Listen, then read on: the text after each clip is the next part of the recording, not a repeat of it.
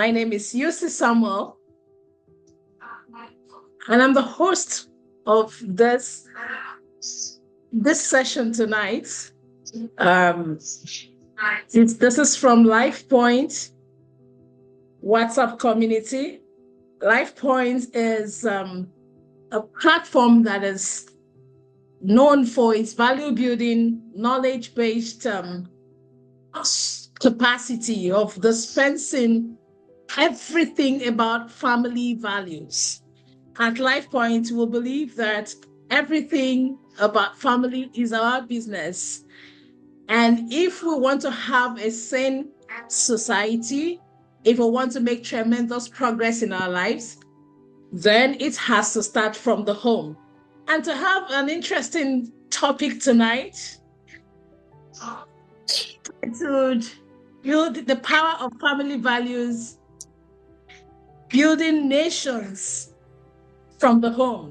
It is something that is very, very dear to me. And incidentally, we have a guest in the house whose life also had modeled this family value, its level of influence, and have made progress with his own family and all the people he had come across in his lifetime so far with tremendous positive value influence. So he is a great fit for tonight's topic. And it's interesting that he's joining us all the way from Canada. And he's going to be speaking to us in just a few minutes more. And this is something that we had looked forward to because we have gone ahead to inform people, invite people. So it's going to be a very interesting time and refreshing time together as we listen to him. If there are questions, if there are points in your life, in your family life journey where you need clarity, especially as regards family values, tonight is a good time to present such questions so that we can all learn and grow together. So it really is an honor for me to welcome everybody here, especially those of us who are joining from Nigeria. At this time, it's close to bedtime, but you're making this huge sacrifice to be with us tonight. I really appreciate, and I know that it's going to be an impactful session. I also want to encourage us that tonight we look out for practical ways, actionable steps that would help you move your family forward. There are a lot of complaints everywhere in the world for different chaotic tendencies of families, children who are coming from homes, and we really don't understand where some of these things are coming from. The truth is that strong family values will always bring about strong nations. This is the core. The family is the microcosm of every society. So it's what we are bringing in our homes that we're actually pushing out to the society. So it's going to be an interesting time tonight as we listen to Dr. Philip Laird take us through this, and then at the end have our Q&A, and I'm sure we'll all have something to inspire us to do more if we're already doing something. And if we are looking forward to learning more and to know how to start, this is also a good conversation to have tonight. Thank you very much. Dr. Philip Laird, the stage is all yours. Well, thank you. It's good to be with all of you. I'm here in Canada, not in Nigeria, but I look forward to an upcoming trip that I'll have to Africa soon. And it is good to be able to talk to you about the power of family values. And I'm going to talk throughout this presentation from a PowerPoint deck that I'll put up in a second. And I'll be presenting from a PowerPoint deck. And the focus of the talk today is really going to be around family values in the context of developing a growth mindset in our children. I have 6 children myself. And my children all have played competitive sports. I've got a son who's a pitcher at Indiana State University, a daughter who's a catcher at University of British Columbia, a daughter who's finishing her doctorate degree, another daughter who is now a professor in university. And all of them have, I think, been equipped through their childhood to to strive, to try to achieve things, and to develop a growth mindset. So I'll present from that perspective. But I'm going to start with a biblical passage, if that's okay, really quick, and then I'll move into my slide deck, which is going to be a little bit more psychology focused. But the passage is sort of gives you my overarching frame of understanding family values in terms of how we influence our children in our family values. And it's from 1 Corinthians 13, and it's the last part of 1 Corinthians 13, starting at verse 8. Love never fails, but where there are prophecies, they will cease. Where there are tongues, they will be stilled. Where there is knowledge, it will pass away. For we know in part and we prophesy in part, but when completeness comes, what is in part disappears. When I was a child, I talked like a child, I thought like a child, I reasoned like a child. But when I became a man, I put the ways of childhood behind me. For now I see only as a reflection in a mirror. Then we shall see face to face. Now I know in part, then I shall know fully, for even as I am fully known. And this is the most important part for my talk today. And these three things remain: faith, hope, and love, but the greatest of them is love. It's hard in parenting to always do the right thing. And I think sometimes we think we're making a mistake, think we're getting it right. We're not sure exactly what the right choice is, what the right direction to give our kids. But I think over top of everything I'm going to say today is this, that love never fails. You can get lots of things wrong in your parenting, but if you love your children unconditionally and you show that to them every day, the mistakes we make and the things we do that might not quite be right can be masked by the love that we show them every day. And so that's sort of an overarching message to give to you. But we also have to develop the other three components. Faith. Faith is a grounding, an understanding of what is real, what is true, what is attainable in my life. Hope. We have to instill in our children a hope in the future, a hope in their ability to achieve great things, a hope in their trust of family, of God, of a future. And then love in the way we interact and engage with each other in our relationships. With that, I'm going to move into my slide deck. So just give me one sec here.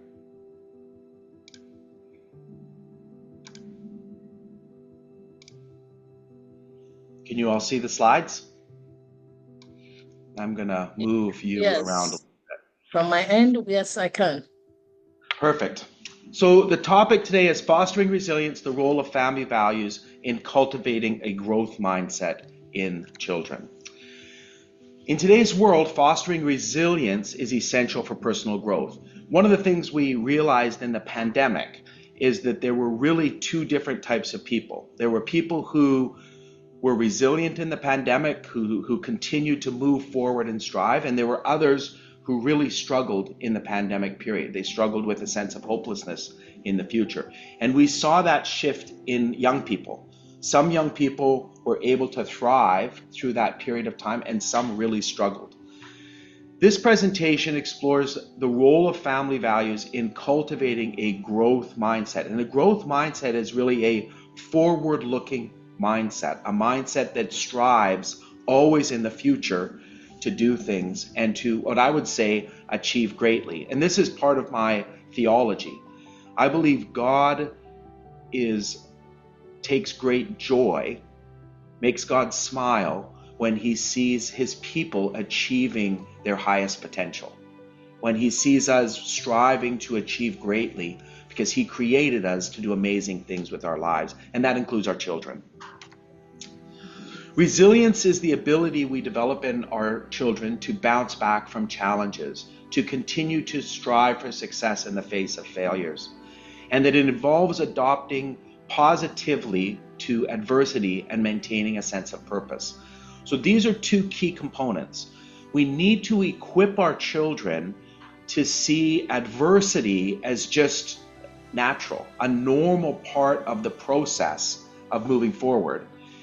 and that their purpose, their sense of meaning doesn't change if they face challenges. And this is difficult for parents because parents sometimes can get over-focused on outcomes with their children rather than focusing on the process that a child is going through. So there are times as parents that we put too much emphasis on, did our child get the highest grade in the class, or did they get an A? Did our child win the track meet? Are they the best speaker to present? Did they sing well at a performance? And many times we focus on the outcomes and emphasize the outcomes with our children. So then they develop what we would call an outcome focus rather than developing a performance focus. For example, we should be focusing on, did our children work hard to achieve that goal? Did they do their best? Did they learn something from the failure that they can help them to adapt in future circumstances? So it's critical for parents in developing resilience to develop what we call a performance mindset, right? Did I do the right things, right, to achieve the outcome, rather than an outcome mindset in how we work with and talk to our children. A growth mindset is the belief that our abilities and our intelligence can be developed through dedication and hard work. This perspective fosters a love for learning, a love for maybe sport, and it develops resilience, which is essential for personal and professional growth. I'm speaking to you today about development in family values. What I do around the world right now is I speak a lot about artificial intelligence. So I do a lot of talks and workshops on AI and how to use AI effectively and how it's going to change our lives. One of the things we know about AI is it is going to change a lot of the employment of the future. And we're going to need a next generation of young people that develop an adaptive perspective to their careers, to their education, because AI is going to really change what jobs and what work we do into the future. And so it's important for us to really instill in our children this love of learning and growth and development mindset. The opposite of a growth mindset is a fixed mindset, and a fixed mindset focuses on deficits and limitations. So a fixed mindset says, well, this person is the top student, I'm not. Therefore, they win and I lose. And a fixed mindset says that we're kind of fixed in our roles, fixed in our abilities, fixed in our opportunities. And for some who have opportunities, there are others who don't. And so they see the world very much in these fixed terms that don't change for an individual. Family values, and I'm just defining terms, are the principles that guide our family interactions and behaviors. Family values shape how family members support each other and influence each other, and how they help each other to develop in many, many areas. But today I'm going to be talking mainly about resilience and a growth mindset.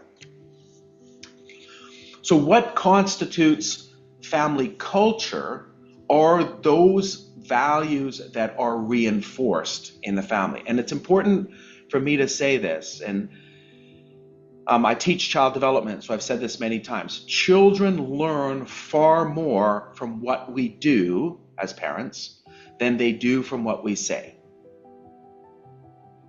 I'll say it again. Children learn more from what we do than what we say, right? So if we tell our children, for example, don't drink, you shouldn't be going out drinking, and then we come home drunk on a weekend, right? Anything we've told them disappears when we come home in that state. It's gone. Children will learn from what we do far more than what we say. And so the key value here is that there needs to be consistency, and parents have to operate with integrity, right? So as an overarching principle, this concept of consistency, integrity is critically important. There aren't days as a parent when you get to take a day off from influencing your children. Like, you can't say, well, I just get a free day today and I'm going to do whatever I want. It doesn't matter because, it's just a weekend or it's a holiday or something. It doesn't work that way. Children are learning from us every time they interact with us. And culture of a family, of course, is reinforced in our words. It's reinforced in our actions, what we do. It's reinforced in the consistency of our behaviors. And it's reinforced in what we call culture shaping traditions. And we have some traditions in our house that I'll talk about later. But there's culture shaping traditions that are valuable parts of forming culture. And I think parents, those who are getting married or are married, should be discussing with each other what are the culture shaping things that are really important in our family. How do we make sure, husband and wife, that we are joined in identifying those things and consistently supporting those things that are culture shaping activities in our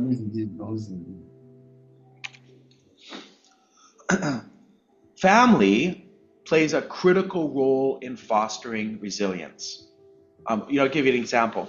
There's research in psychology on pain, and you may or may not know this, but the actual physiological experience of pain that we have as individuals is determined by the early parental reactions to a child's experience of pain. That means if you've got a child who falls down that experiences pain, if the parent yells and screams and loses their mind and picks the child up and cuddles the child will have a higher experience of pain throughout their life. It forms their experience of what constitutes pain. If a parent walks over to the child and says, oh, let me take a look, is calm, right? Brushes off maybe a little bit of blood on the knee. Oh, you're going to be okay. It's all right, right? You're all right. Get up, let's walk. That early interaction is setting the stage for the resilience of your child and their actual experience of pain of their lives.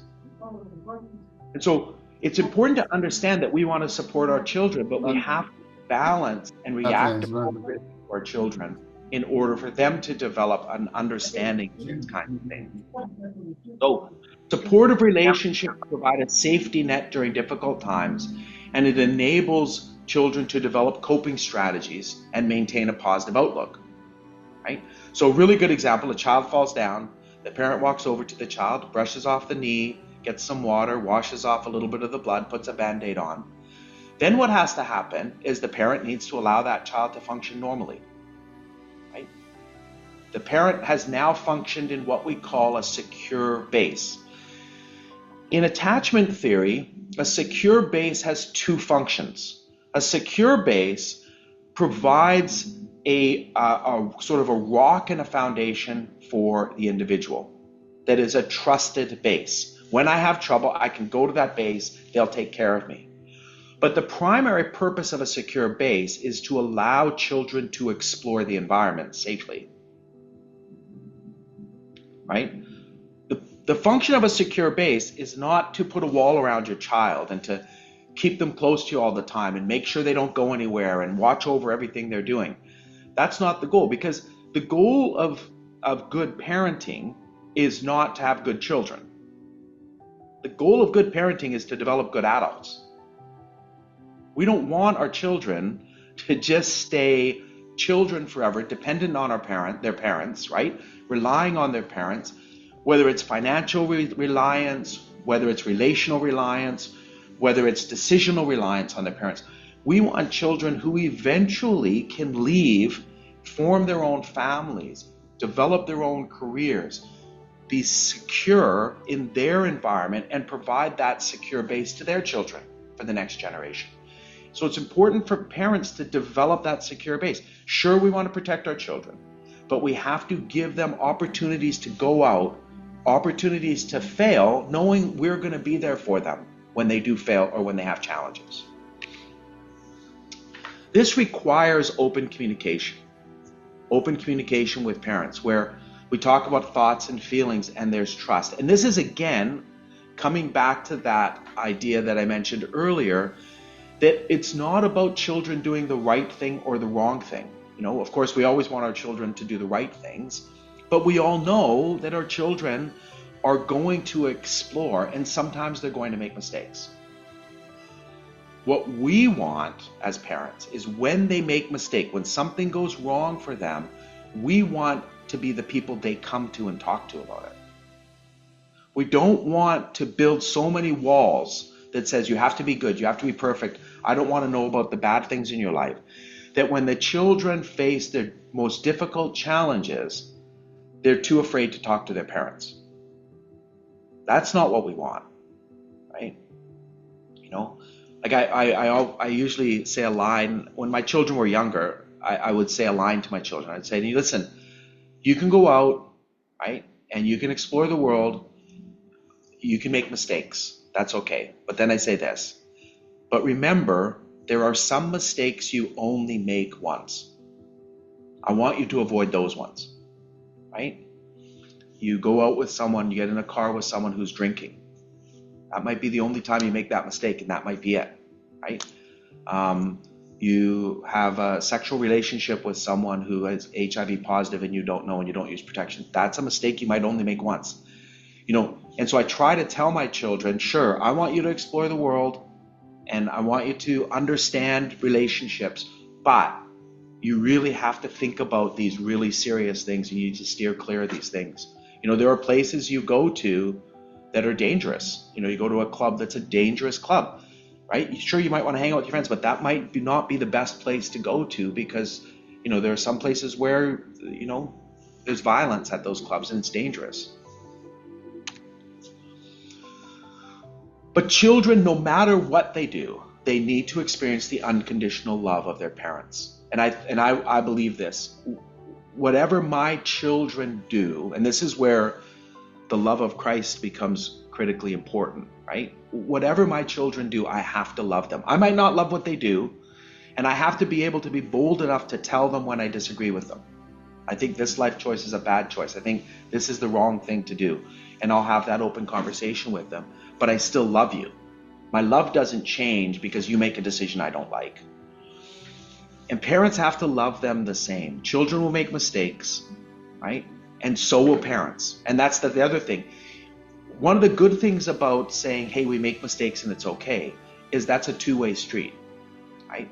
As a parent, there have been times I've had to go to my kids and say, you know, I've made a mistake. I've done something wrong, right? I'm still your dad and I still love you but hey, you know, I trust in God just as much as you do because sometimes I don't get it right. And that's a really important part.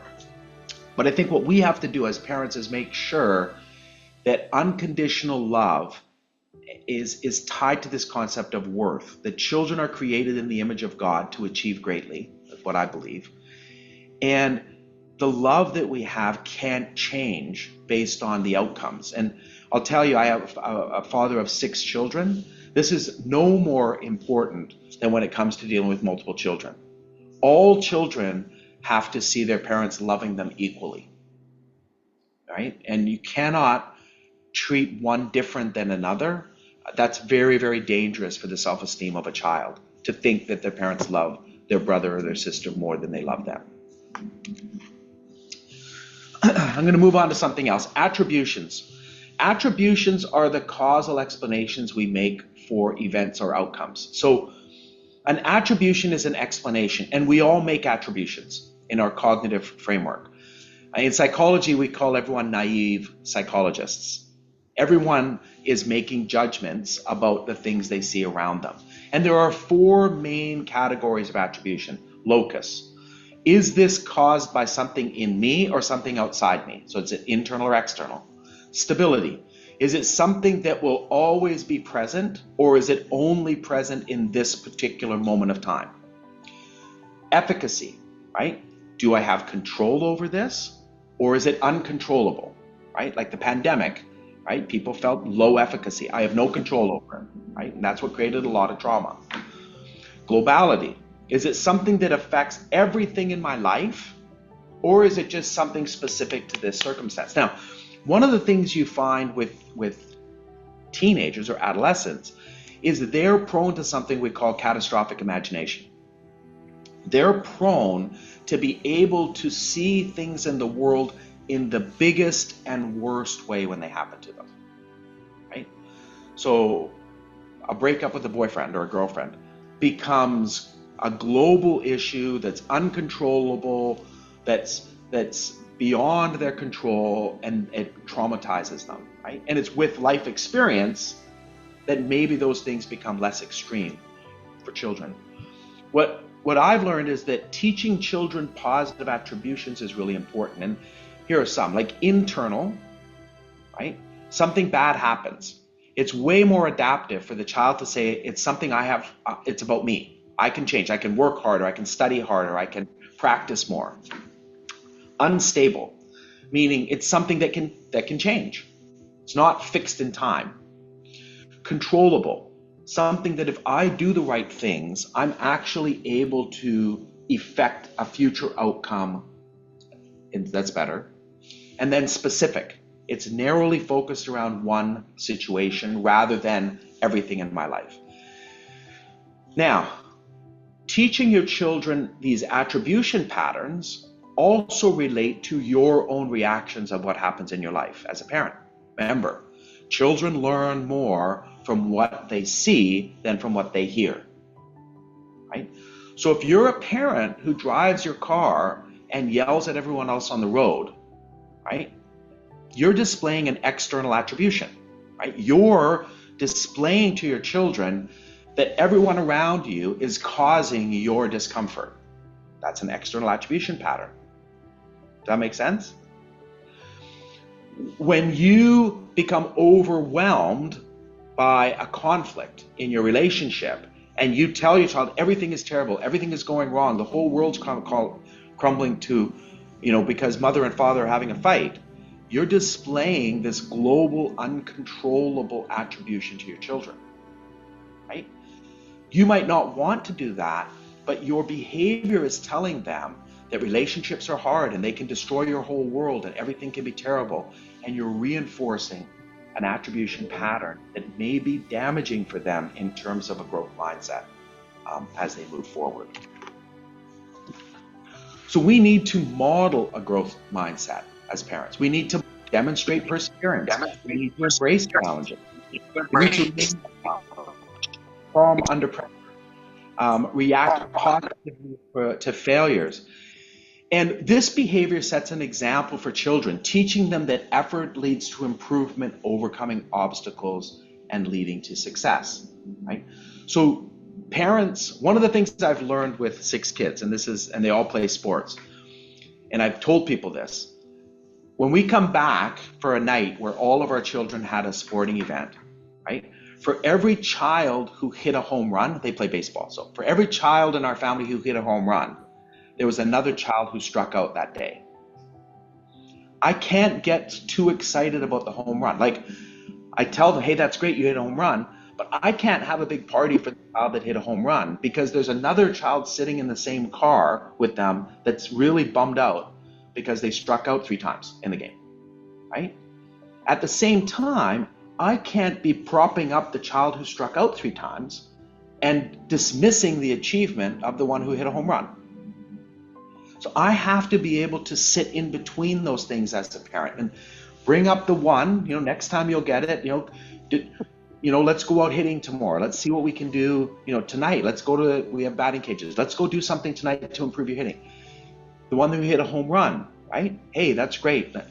Managing those 2 relationships without getting too high or without getting too low is really important for developing a growth mindset. Family values also should encourage setting realistic goals that promote growth. And this is one of the areas where, when I speak to parents, they often make a mistake. They have really high expectations of their children, which is great, but they don't fully understand the steps it takes to get there.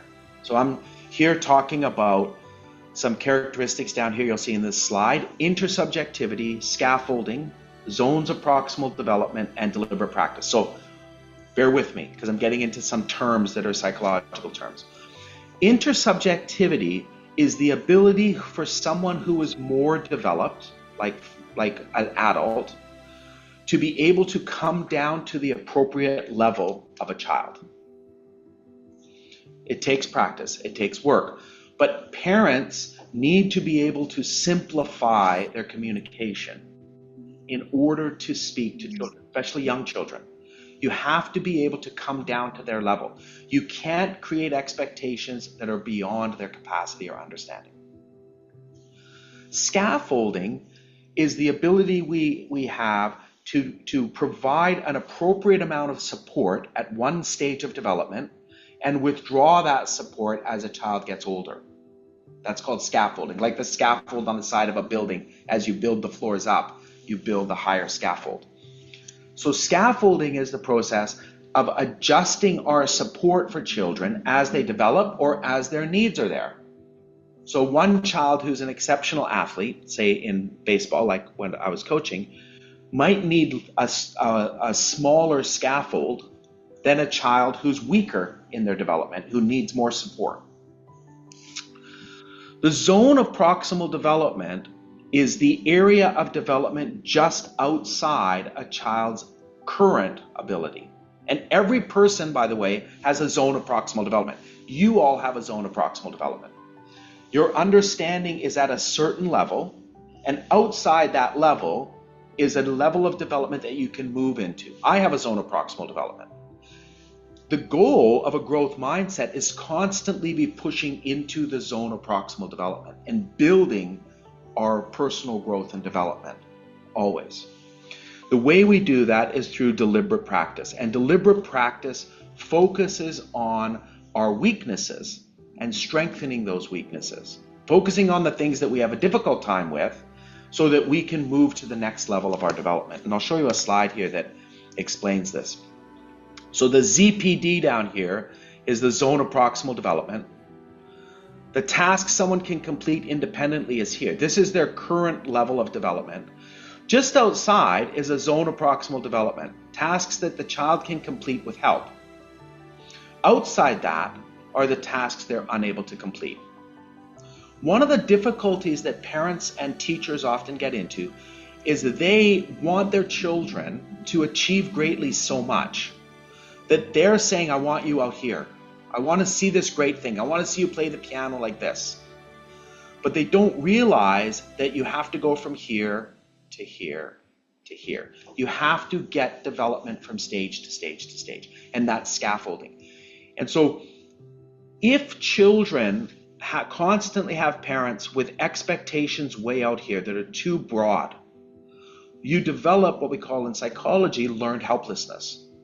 A child says, I can't do it. I can't achieve what my parents want. And what can happen is the child can totally block any influence of the parent. I can't achieve what my parent wants. I'm going to be a failure. Therefore, I'm not even going to try. That's learned helplessness. And that's very dangerous because then the children will try to find their worth and value somewhere else, not necessarily within the family structure and what the parents are expecting. So we need to celebrate effort and celebrate a sense of accomplishment. And parents need to work through the process of celebrating both of those things. So if a child doesn't win an award, right, we need to celebrate the effort. If a child strikes out every day, celebrating the effort the child put in, but then working with the child to make sure that they're able to also achieve in the future. We need to teach problem-solving skills. We need to sit with our children and help them solve problems. One of the challenges, I think, in many families is that many families are busy. Parents are working, they're involved in church or social activities and social life. They're trying to move up in their career. They're trying to get a lot of things done. And their children are developing. And so parents often just don't have the time to sit and to work through problems with their children. I think it's really important to take that time to teach them that they can work their way through problems with the right support and achieve success. Fostering emotional intelligence. Emotional intelligence comes from empathy, from perspective taking, from role taking opportunities. And these are the kinds of things we can develop in our children to provide them with a sense of resilience. And I'm going to put up a slide right now that kind of shows, it's a bit of a techno slide on emotional intelligence. So emotional intelligence in the center is called EQ. and it has a number of components to emotional intelligence. Over here you have self-awareness, right? Over here, and this is on the awareness dimension. Self-awareness is understanding yourself, what I'm good at, what I'm not good at, what I like, what I don't like, all those things. Perspective taking is redirected towards other people, right? What do they like? How do I talk to other people? How do I engage with other people? How do I take their perspective on things? It's important to understand that this concept of perspective taking doesn't normally develop well until a child is sort of in adolescence. They need to develop what we call formal operational or abstract thought, which happens around the age of 10 to 12. So real perspective taking is challenging for children under about 10 years of age. They can fake perspective taking because they can say, oh, I can think like that person if they were me. But they have a difficult time perspective taking to another who's fundamentally different from them. That takes a little bit more development before the age of about 10. Over on this dimension, we have management and regulation of relationships. So self-regulation, teaching children how to appropriately respond to pain or to a hurt or to anger, right? Teaching children how to manage their responses. I'll give you a really good example. My children all learned sign language after they were born. So from the age of 0, we used simple sign language, right? So work, more, food, right? Play, lots of different signs.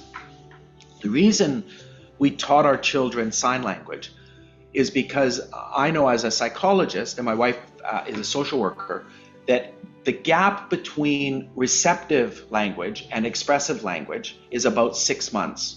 So children can understand language about 6 months advanced over what they can produce. Just because the mouth and the tongue has to go in certain positions to make the right sounds. That takes time. So children become very frustrated when they want something but can't communicate it. And often there's anger. Children will throw things and get angry because of that gap. And parents then discipline their children because their children are acting out. And so we use sign language as a way for our children to all communicate with us when they were, anywhere from 10 months to about 12 or 13 months of age. It dramatically reduces the frustration that they feel when they're trying to communicate. And that's sort of self-regulation, responding appropriately for the child, even as young as, like I say, 1 year of age, developing this. Developing communication skills, right? Being able to communicate effectively with people. I've got 2 sons who are actively being recruited as baseball players in college, my 2 youngest sons. And I'm talking to them a lot about how do you communicate with a coach? How do you communicate with an academic advisor? How do you communicate in school? And then how do we manage relationships on these 3 dimensions? So parents need to, I think, be aware of emotional intelligence. And this emotional intelligence is a big topic. I've done full presentations and workshops on developing emotional intelligence. But it's definitely an area that we need to consider in helping our children to respond and be resilient in the future. We need to provide an environment of children that has 2 components, a supportive environment and a challenging environment. Supportive environment encourages open dialogue, emotional safety. Families that cultivate a supportive environment allow people to talk, to engage, and to develop relationships. And so the supportive environment is really important. However, we also have to have a challenging environment. Remember, I talked about these zones of proximal development. We want our children to push into the next zone of proximal development and to see life as a continual growth opportunity. And that takes place when we also create challenges that push our children to try to achieve to the next level. I talked about family traditions that reinforce culture, and I'll go for about 5 more minutes because I know there's going to be some questions. Family traditions create a sense of bond, but they also create a sense of consistency and stability in the family. And so Here are some of the things I've put for our own family that become family traditions. And you might think, well, they're just regular behaviors, but they're traditions if they're important to you. So church attendance together, right? I know some people that say, well, I don't like to attend church because I don't like the music, or I don't like the pastors preaching, or I don't like whatever. Here's the thing. It's not just about going there and being fed every Sunday, right? Sometimes it's about getting together with your family and saying going to church and worship is important to us. Sometimes it's not about what you get out of it, but how it builds your family structure. And you never know what you're going to get out of that experience. Karaoke Christmas is one of my favorite times of the year. So we have a karaoke little machine in our house. Our kids now live around the world, so they all come home for Christmas. And on Christmas Eve, we probably start at 8 o'clock at night. We put karaoke on TV, because one of our channels allows us to do karaoke, and we get the microphone out and we do what we call Karaoke Christmas. And this goes on and on and on into the morning. Normally it won't end till 4 or 5 or 6 in the morning, until someone says, hey, we have to go to sleep because we're going to miss opening gifts tomorrow if we don't get to sleep. But for us, this is a great opportunity. And they sing Christmas songs, country songs, Christian songs, non-Christian songs. Everyone just chooses whatever they want to sing, and we do karaoke Christmas together. Birthday celebrations is another family tradition. I know many people go elaborate in birthday celebrations. My caution with birthday celebrations is you have to make sure there's a sense of consistency and fairness. So whatever you do with one, you've got to be prepared to do it with everyone, just to make sure that everyone feels that they're getting the same treatment. And I think having dinner together as a family is a great tradition. It gets harder and harder and harder as kids get older and get jobs and go off to university, but as much as possible, the times together, those traditions can build a sense of strength in the family being a unit.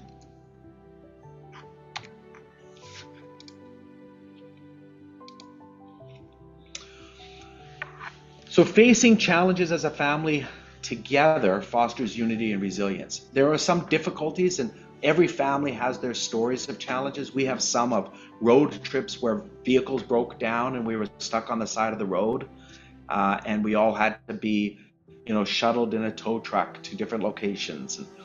So we've got these family stories, and although those stories are challenging, they bring unity. They become this common narrative in our family that we can tell the story, and they talk about perseverance and mutual trust.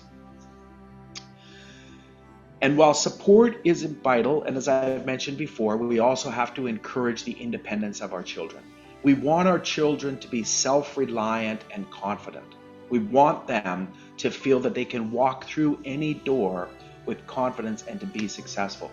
And so we have to start that when they're young. We have to give them opportunities to try and to fail, and then grow through that failure and continue to develop. And so parents can't be a big, cushion that softens every blow for your children. It's not helpful for them. They've got to be able to go out there and try and sometimes fail. And parents need to be able to work with them to think through what they would do to succeed in the future. Fostering family values is essential in order to help our children to succeed in life, but to develop a growth mindset, to develop a mindset where they're constantly striving to achieve more throughout their lives, and just constantly striving to grow into new opportunities. We need to have open communication. We need to celebrate their achievements, support each other, encourage problem solving, and family members and parents can empower each other in the face of adversity to grow and achieve great things throughout their lives. And that's it. Thank you so much for having me today. In fact, I'm thinking we should be putting our hands together virtually and also physically. Honestly, this presentation tonight is mind-blowing. I had to be on my notes from start to finish. Please just use the chat box and give us some virtual claps. And if you can do that physically, please do.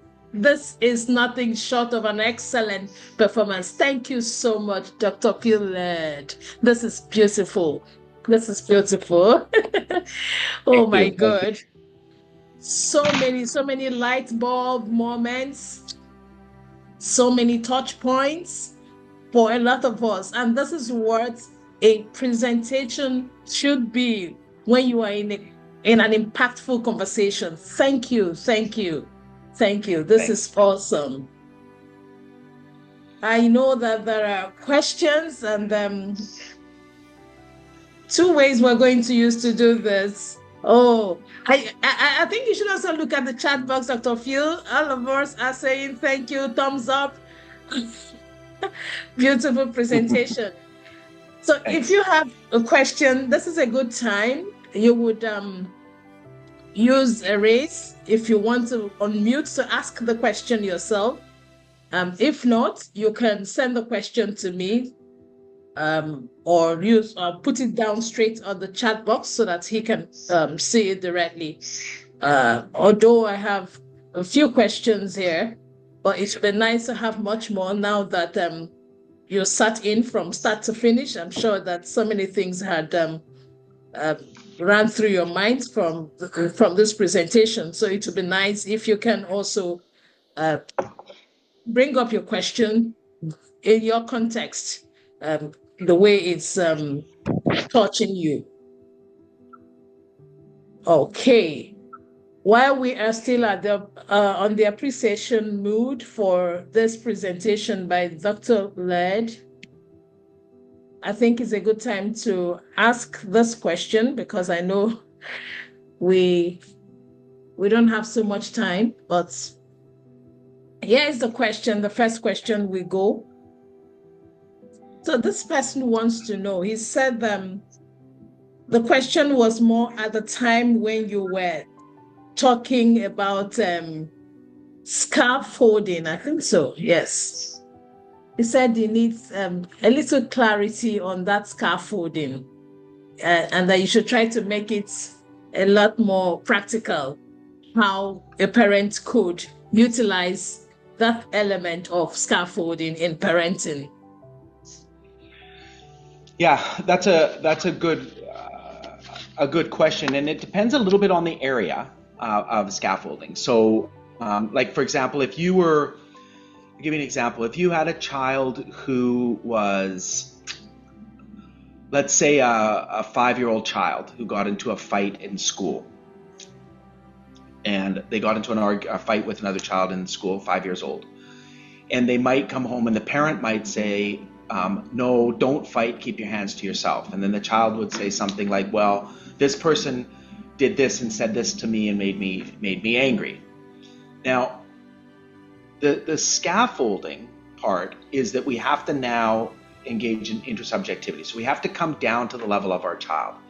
When children are 5 years old, they see relationships and engagements in very black and white terms. They don't have a lot of cognitive sophistication.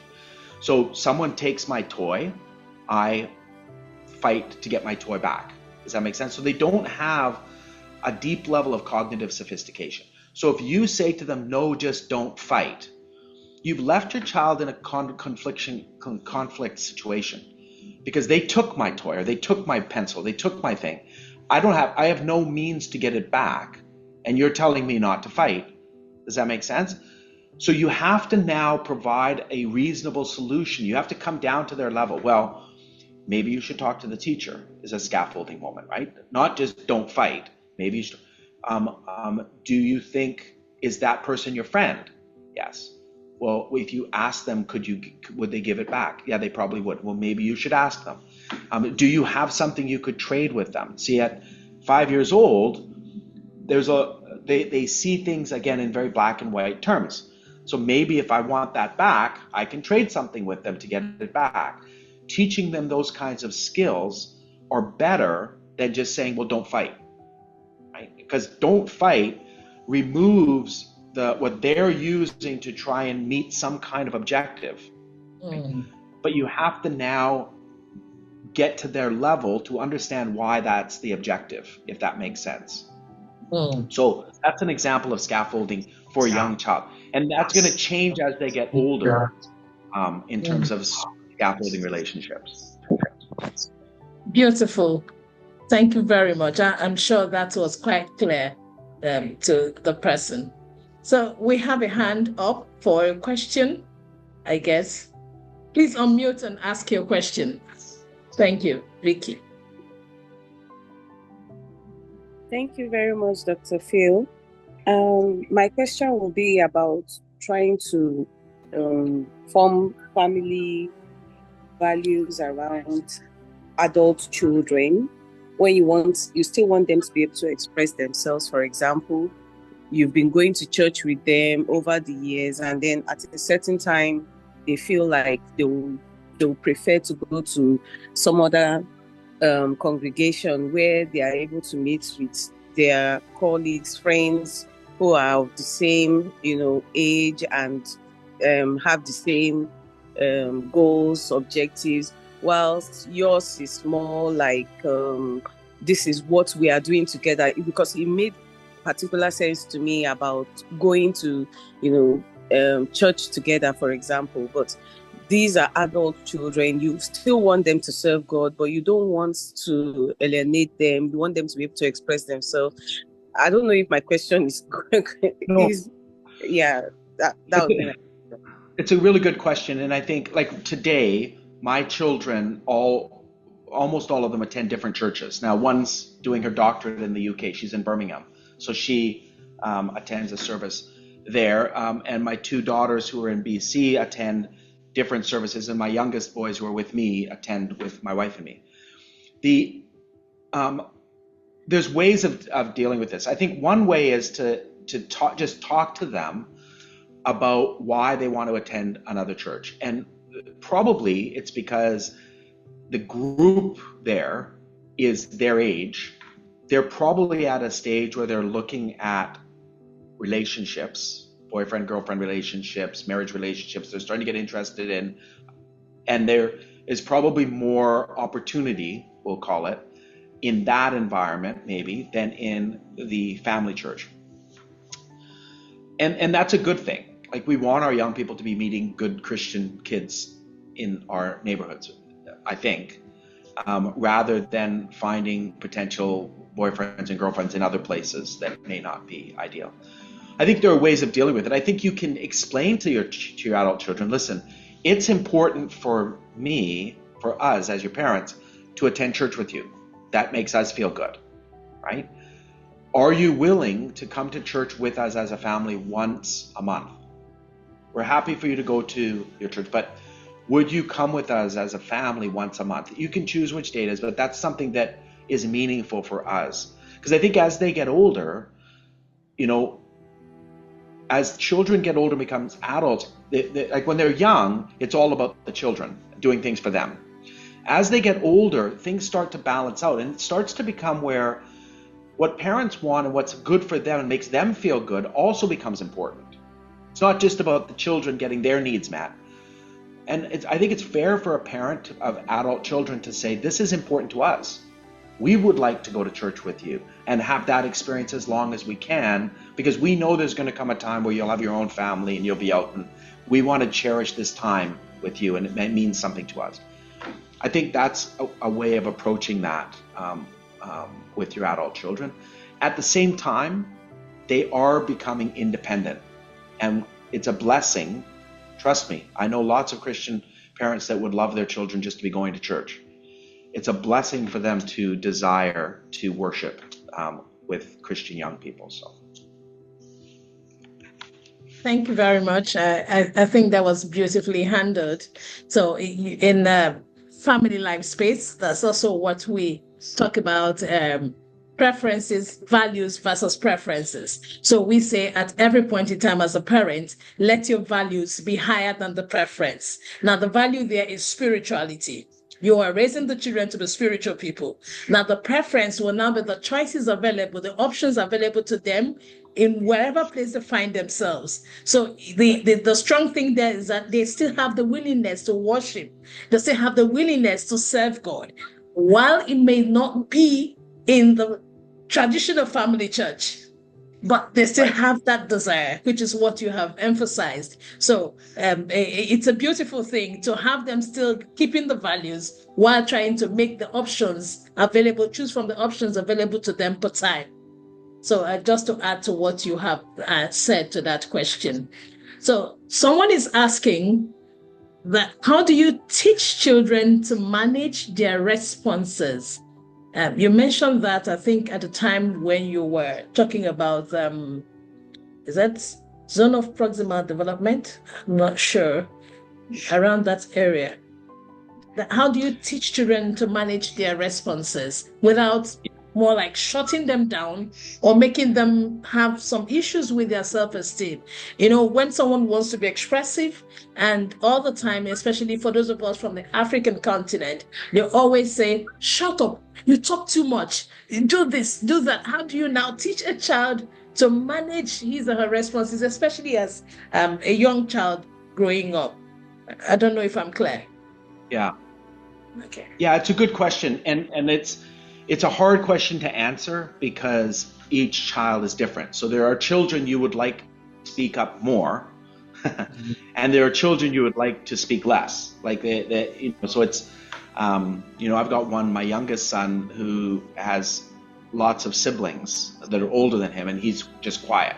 So my wife always pushes him because she wants more information from him and never gets enough information. I think at a young age, we have to allow our children to express their personalities as much as we can tolerate, without it infringing on the lives and rights of others. And so I thought my encouragement is, it might be loud. Like, people have come to my house when my children were young and said, it is so loud in here. I don't even know how you handle it. But it might be loud and it might be disruptive. But we want our children, I think, to express themselves. We don't want them to be shut down. And I think that's a key part. I think the more critical part is when there's conflict, how do they manage conflict? And, this isn't a seminar on conflict management, but one of the key things is to focus on issues in conflict and not on people. So if your child says, you always do this to their sibling, or this, you always are like this, or this is always up, we have to pull that back and really focus on the issue at hand. What is the issue that's causing the conflict? Not that person or that thing that they did a year ago, because those things just create more and more tension, helping children to manage those things. And one of the rules we had in our house is hands to yourself.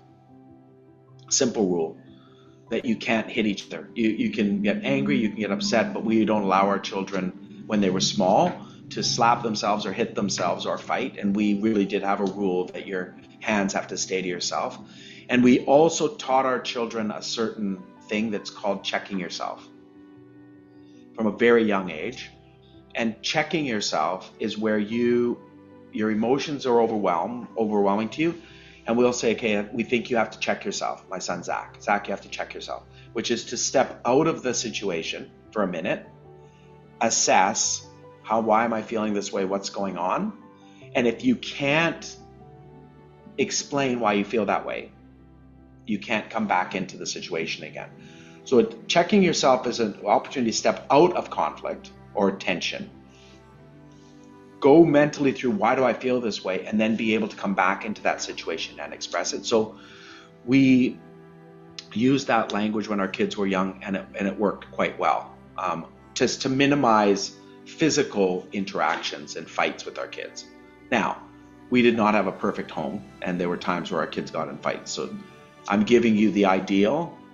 If you lived in our house for any length of time, you would see that ideal, probably happens most of the time, but a lot of the times it's less than ideal. So. All right. Thank you very much. It's the practical touch of your question, your answers to us. That's beautiful. Thank you. We have another question. Saying, how can we strengthen family values amidst the advanced technology today? You find that children are no longer interested in family quality time. Instead, they're interested in gadgets. And I think this is really a good question.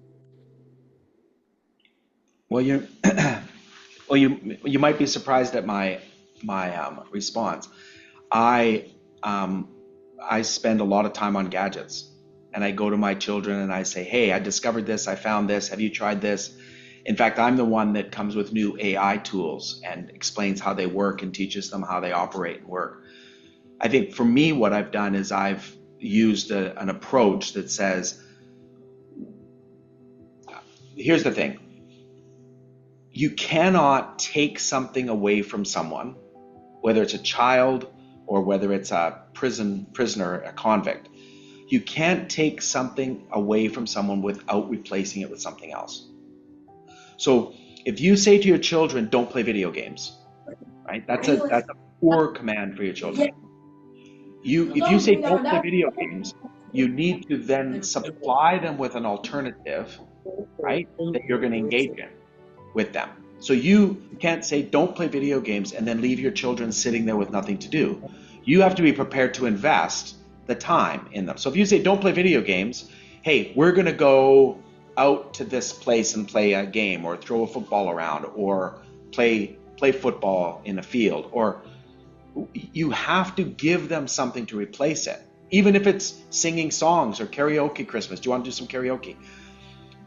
Whatever it happens to be, you have to do that. Parents make mistakes where they put a bunch of barriers up to children, right? But they don't replace it with something enjoyable. And then they get frustrated when the children go around those barriers and find alternate ways of doing what the parents tried to stop them from doing. So that would be my encouragement.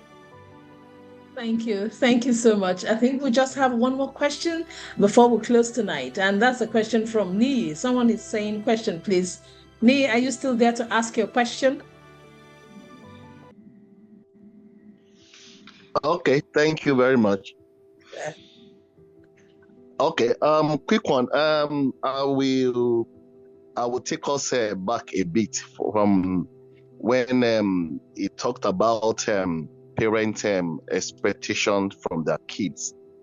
I, as a person, have witnessed a situation.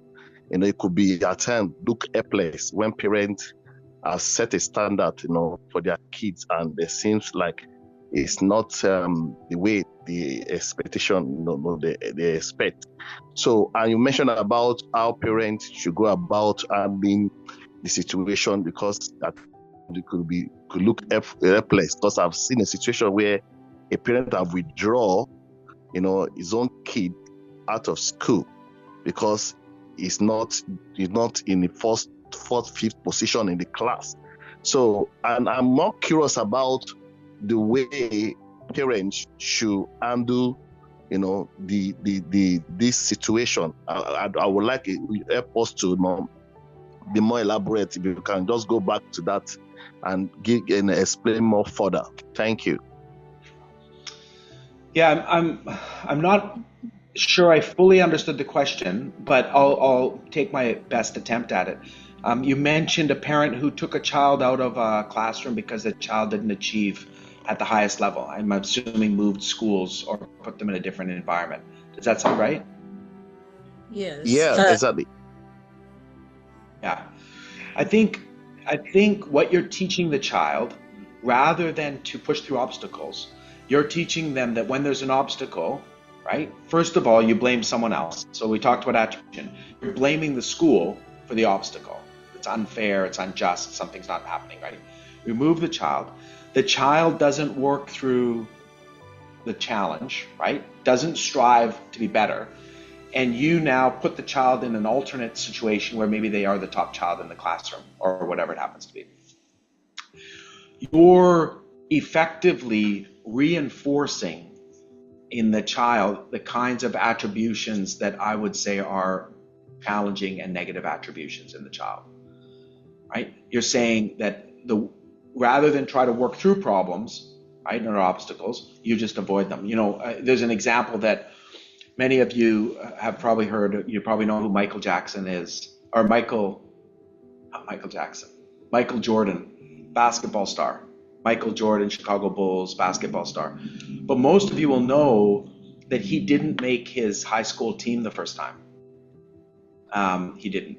and he was rejected to play on his high school basketball team. And rather than pulling him out, he was in one of the best high schools for basketball. He practiced, worked. His father worked with him. He worked and worked. And eventually he was able to make his high school basketball team. Similar story of Steph Curry, who is now one of the top shooters in the NBA. He didn't go to a top college in basketball, and his dad took him out. And so the story is that they went out and shot every day. Shot. His dad, Del Curry, had to reestablish his shot because Steph Curry was a smaller player, so had to reestablish how he would shoot, restructured all his shooting, and he shot and shot. There's stories that they shot until his finger was bleeding from shooting basketballs, and then was able to a point where he was drafted and played at the top level. I think the key for this growth mindset is parents have to instill in their children the striving, right, to work hard and to overcome obstacles. And most of the stories of people who have been truly great relate to overcoming obstacles and working hard. There's an expression that there's 10,000 hours of practice, deliberate practice, required for someone to achieve excellence or greatness. And so I'm not sure if I'm answering your question, but the point of my answer is that it is not helpful to remove a child because they didn't achieve a top position and just put them somewhere else where you think they will achieve something, because you're teaching them to go around obstacles. We want to teach our children to persevere through obstacles and to work hard and put the necessary effort in to achieving through those obstacles. Thank you very much, Dr. Phil. And I think such a parent should also realign with becoming more performance outcome than outcome focus, like what you taught us. So it looks like a lot of pressure on the child for outcome rather than the process that is going to lead to that. So that would be my 2 cents to such a person to, bring about some realignment in the person's mindset, growth mindset, to focus more on the process of this child rather than the outcome. And putting pressure. So with this, we've come to the end of tonight's session. 1 hour maximally utilized with a very effective presentation. I want to first start by acknowledging a lot of people who came in, first and foremost from Rwanda. One of my early births today was from Rwanda. So that makes Rwanda the first today. And that's a very, very beautiful thing to have you all the way come. It's one thing to invite someone, it's another thing for the person to be able to find time to be here. And we just want to say thank you for finding time to be with us tonight. I saw people from all the way Uganda. That's beautiful. And we want to say that you will be available for us next time when we're having our meeting. Thank you so much. I can't pronounce most of the names, but I sure saw your chats telling us where you're joining from. And then, of course, I saw a lot of people who are in the host country, in Nigeria. Thank you for finding time, especially with our time zone. This should be close to bedtime, but yet you find time to be with us. So we are very grateful having you. And then a massive thank you, a humongous thank you to you, Dr. Led. This is just so awesome. So I saw someone asking for the slides. Yes, this is recorded. So there's going to be a replay. You can't even digest this in one session. So for you to be able to get all that he said tonight, you need to listen to it, relive the experience, go back over and over to be able to get what you need. So don't worry, the replay is on demand. You're going to get it. And yes, we have a group from where this session tonight sprang up. The link has been sent into the chat box. So if you like what you saw tonight, there are many more coming our way, many more presentations like this that is yet going to happen. And we've had a lot more that had taken place. They're all on our YouTube channel. So I just want to encourage you, if you love what you're seeing and you're someone who wants your family to be progressive, you want to see the seed of greatness in your home thriving, then LifePoint is a good place to be. And we have gone global now. We're having very strong collaborations with Dr. Led, and many more things to happen in the future. So don't lose out. The link is in the chat box now. You can click on it to join the LifePoint WhatsApp community. And from me, the host, Yusi Samuel, it's a good night. And I pray and I look forward to the transformation that is going to come from this presentation tonight. It's not enough to sit in the room, but it's more than enough to see the actionable steps to take so that there will be genuine transformation in your home, starting with your home, and then, of course, in the larger society. I'm grateful that this topic came forth tonight. It's one of the topics that is very dear to me, and it was presented very well. So I look forward to the transformations that this conversation tonight will inspire. Thank you, Coach Yusi. We love you. We love you too.